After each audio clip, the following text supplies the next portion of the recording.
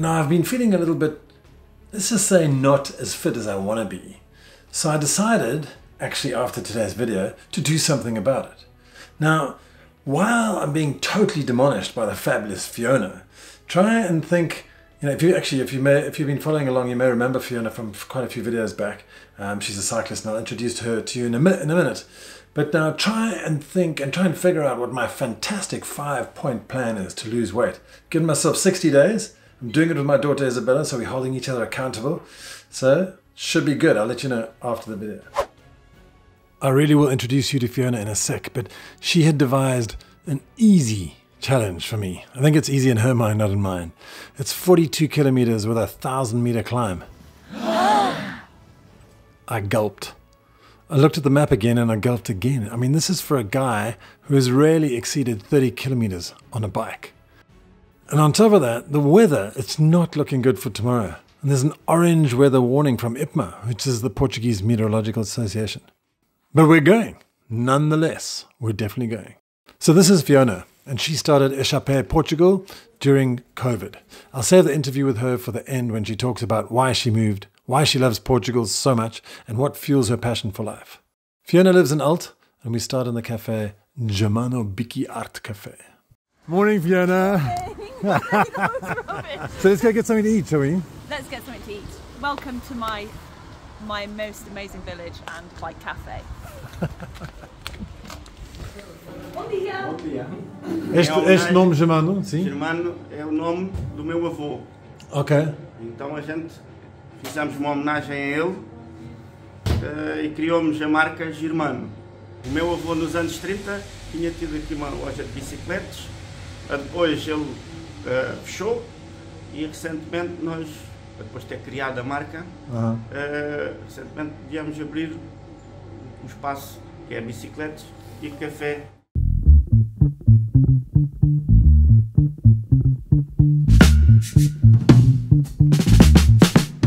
There's lots of memorabilia here from especially from the Volta Algarve, which is a UCI Pro Tour race that comes through here. It's actually next week, amazingly. And so loads of the pros, either they donate jerseys, which some of them you can see here, and sign them, and there's loads of like the bidons there, and yes. Awesome. What's a bidon? A bidon is a water bottle. Oh, why didn't you say water bottle then? Fiona, I've already had oats today. I don't need any more. You are going to need all of these. They're all for you. I'm a little bit nervous because I saw the route, and it's 42 kilometers and 1,000 meters straight up. And we just driven about an hour away from the start, so I'm a little bit nervous. No need to be nervous. Flat is boring.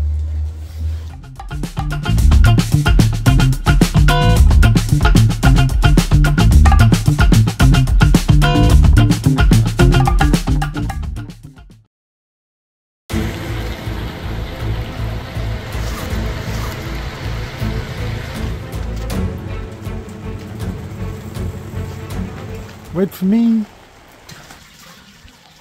What do you say? Best water in the Algarve? Best water in the Algarve. For sure.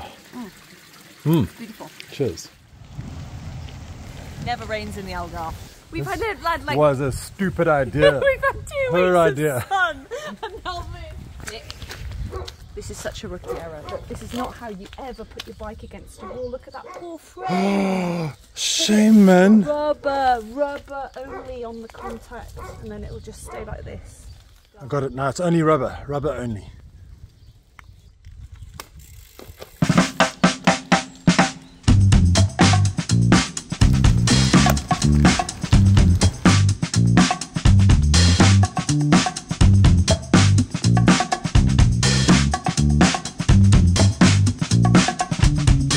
This is fun. Not as bad as I thought it was going to be.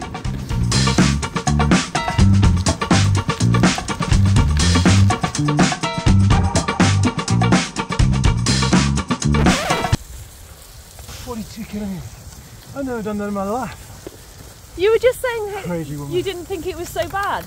You taking back those words? That was literally 5 minutes ago, Nick. Never again. I don't know if I'm going to survive. What I don't think I'm going to manage is another 30 kilometres of his complaining.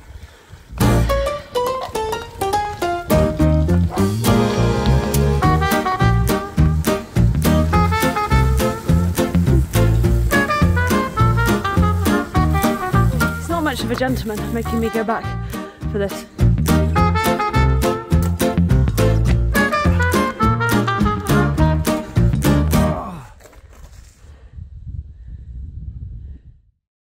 So Fiona's just explained it to me. So we're going to obviously carry on down this road, go along down that tarred road, around the back of that hill, and then around that hill and then up to the top. And this peak in the distance is called Malian, where we're going to have a coffee break. And we should be there in a flash.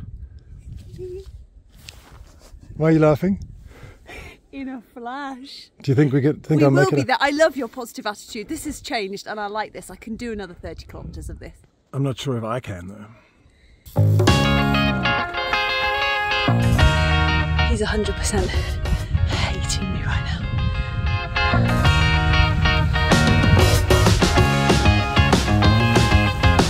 Conserve energy for the Madronia.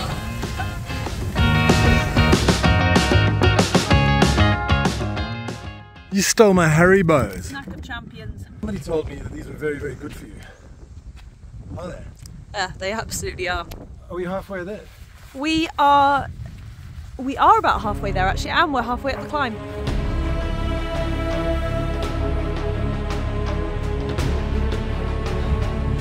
I just can't figure out why he's going so slowly.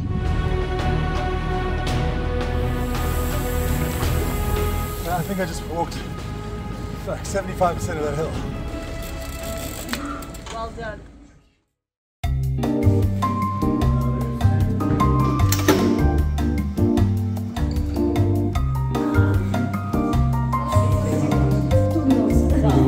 Fantastic.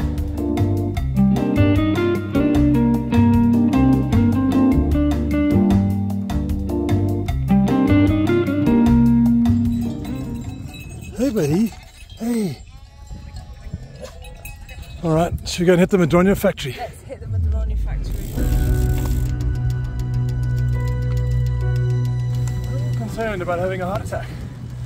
Sounds like more excuses to me. No, we dropped it. Yeah. But that's why you need to live every day and be out and doing stuff like this. Yeah!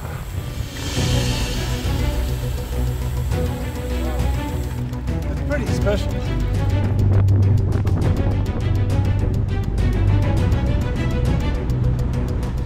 What is life about if it's not about this, hey? A beautiful day to be better.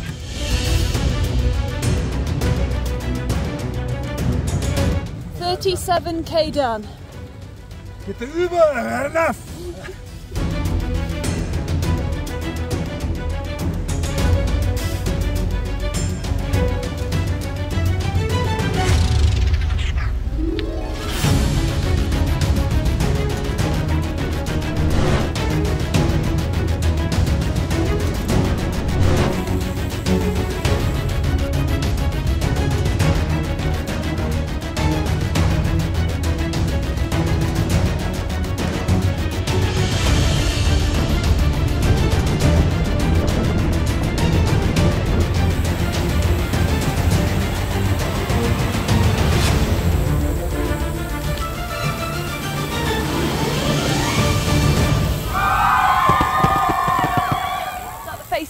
Most incredible feeling in my life, ever. Yeah. Ever. You deserve that. You've done flipping brilliantly today. Thank you.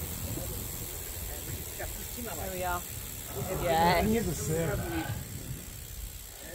Golly gosh. You know, like, thank you so much, Fiona, thank you. I think I'll thank you more after the meal. Yeah, I think, should we go and get some food? And some drinks? Yeah. This. Cheers. Cheers. Saúde. Thanks, Fiona. Parabéns. That's a brilliant couvert, man. Yeah. So Fiona, what have you got over here? Torta do figo. Pardon? Torta do figo. Looks very good. I have, just guess what I have. Guess what I have. Answers in the description. No, what is this stuff? This stuff, I don't know. You don't know? What is this? Is a Happy juice. Is a happy juice? Is a secret. Our family international is a secret. It's magic. It's magic, exactly. It's magic. It makes you feel magic. Cheers. Cheers. Cheers to that. See, it'll take... Muito bom. So Fiona, tell me something. How was my performance today? Because I know you were grumbling. I saw you grumbling a lot, actually. We made it here. Finally. Oh my goodness. I'm joking. No, you did awesome. I'm like mega impressed. It was actually a lot of climbing for not very many kilometers, so kudos, big kudos. But no, God, I've got an awesome Sorry, job. did you say not many kilometers? It was 42 kilometers. No, a lot of climbing for not very many kilometers, as in the ratio. Ah. It was a lot of kilometers, Nick. 42. It's a good day out. It's a good day out in the summer. It's actually not a lot of kilometers for her because she does like 120 a day regularly, and 42 is just a bit of a. She's actually going to cycle back home now. Another 42 kilometers. I don't think I could even get on a bike for the next 6 months. Wow, it's turned out to be a beautiful afternoon. Really is stunning. I can go home and sleep. How many minutes was it? 2 hours 57 minutes moving time. Good I Lord. predicted 3 hours, which means you're not that slow. There's no excuses next time, Nick. Bye. Next time. Thank you so much. Oh, pleasure.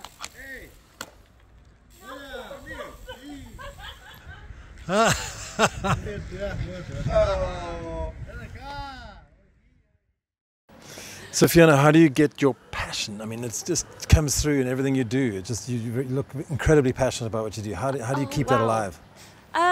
I think it's just being grateful for what we have here. I was fortunate to have been brought up with that sense of gratitude, and I think the more that you go through life and you see such sad and difficult things, and you have friends with issues and problems and illnesses and whatever, I think you just end up being more grateful every day for what you've got. And here, when you wake up and 9 times out of 10 the sun is shining and you've got a fairly nice day ahead of you and you're living somewhere that you choose to live and you love it, you can't not be just in awe of this wonderful country. And I'm so grateful to have the job I've got, which means I'm out in it so much and able to share it with so many people that then see it too. And that reminds me also of how wonderful it is here. So yeah. So one thing that I definitely wanted to cover was some questions that I get from my clients always, which is how do you deal with the slow, the bureaucracy, the fact that everything's so slow, etc., etc. And my answer to that always is, that's the reason you bought a house here. That's the reason you're living here. You wouldn't want it. You wouldn't want it if it wasn't a slow living culture. You have to take the rough with the smooth, and you've got to just accept that. And it took me at least 1.5 years. I was there at the cashier, and I would find myself going like, why are these 2 old ladies talking? I've got things to do. And then you think, this is wonderful to have 2 ladies talking to each other there, and that they've got the time and they give each other the time of day. That's something I'm really trying to do myself and try to give every day, because you know what's your purpose generally in life. I mean, one thing I've really been trying to give is that just your time with people when you're walking down the street. And here people are receptive to that. You know, you walk down the street and you talk to them about whatever, even if it's 5 minutes or 10 minutes. But that is the way of life here. That's normal here. And for expats, that's quite difficult to get used to, but if you can just accept it and embrace it, it's a wonderful way of life, and you don't need to do everything 1,000,000 miles an hour. I just wanted to ask you something, okay? Because you've been here for what, 7 years, right? 7 years. 7 years. Can't believe it. And you've done incredible things. You've got a thriving business. You've built a house and refurbished your house, and very kind. and you just seem so happy and so positive all the time. How do you do it? Well, I'm not quite sure why people wouldn't be happy here. I mean, I chose to live here. This was a choice. I think when you've made a choice to live somewhere, you have a little bit more behind it because you really believe in what you're doing. There was so many reasons why I came here in the first place. I mean, initially it was the way of life in comparison to the UK. In terms of, number one was cost of living, because I was at an age where I wanted to buy a house, but there was just no chance in the UK, absolutely none. And here I just felt like it was achievable. And that just gives you so much. Do you think it's still achievable? Because you bought the house a couple of years ago, right? But now, obviously, there's all this golden visa and the housing crisis and everything. You think it's still achievable? I was definitely lucky. I bought my first house in 2018 here in Lollet, actually, and then I've since sold and rebought in Alt. But it's certainly achievable if you're happy to be not too choosy necessarily with where you live. The thing is with the Algarve, as you know, there's pockets where it's incredibly expensive, and then quite close by there's pockets where it's still very cheap actually. Yeah. But so if you're prepared to sort of get out of the mainstream, then you can find yourself a really good deal. Definitely, definitely. I believe so. I mean, even in my village still there's still things that are for 100 and something thousand. There's a ruin down my street for 50,000 still. I mean, that's the normal price of a ruin, rather than here in Lollet, they're like over 100,000 here, which is a bit crazy. And there's one next to me which is 180,000. So wow, yeah, you do have an amazing view. Yeah. But it's all supply and demand. I suppose that is natural. But it was also not just the cost of living for me. It was the way of life in terms of the slow living and the less elitist mindset. I'd come from the UK where there was like aristocracy still quite instilled in my upbringing, and I'm not blaming my upbringing for anything because I had a fantastic education, but when I came here and I started cycling around and realised that actually you could, you know, go into a cafe and be wearing anything, it doesn't matter. No one looks twice at you for what you've got on, or you know, what watch you've got, or what car you're driving. And so that for me was just so relaxing and refreshing. I think for me as well when I first arrived, because I came from Cape Town, and it was a very sort of also like, you know, keeping up with the Joneses kind of mentality, like most cities are around the world. And you're right, nobody cares what kind of car you drive here, which is fantastic. Okay, so thanks for watching. That was amazing. It's quite an incredible day. One that I would like to repeat again, but only after I've done a lot of training, because I really struggled on that ride. The thing is, this 5-point plan that I've devised with my daughter, it's very, very simple. And I'm actually going to be making some videos about this and tracking my weight and everything like that. I'm going to ask a few people, like I know quite a few personal trainers around, what their advice is. So my personal 5-point plan is this. Number 1, don't drink alcohol for 60 days. Number 2, don't have any sweets for 60 days. And I'm talking about like no desserts, no absolute sweets. You know, I mean, obviously there's inferred sugar and there's sugar and everything, so I can't cut all that out. Third thing is drink tons of water. Really, really lots of water. So I've got my water bottle over here and I'm drinking regularly water. 4 is do as much exercise as possible. And 5, what is 5? 5 is try and have small portions as possible. So no trying to clean the plate all the time, just trying to keep them small. So they're the 5 points. I'd love to know what you think, if that's going to help me lose weight. See you next week. Actually, next week we're doing like a digital nomad thing, because digital nomads are a big thing these days. Portuguese government's going crazy about digital nomads. They're giving them special visas and everything. And so I went down to interview quite a couple of digital nomads, and we're going to have a bit of fun with them. And the nucleus for this place, well, let me save it for next week. It's exciting stuff.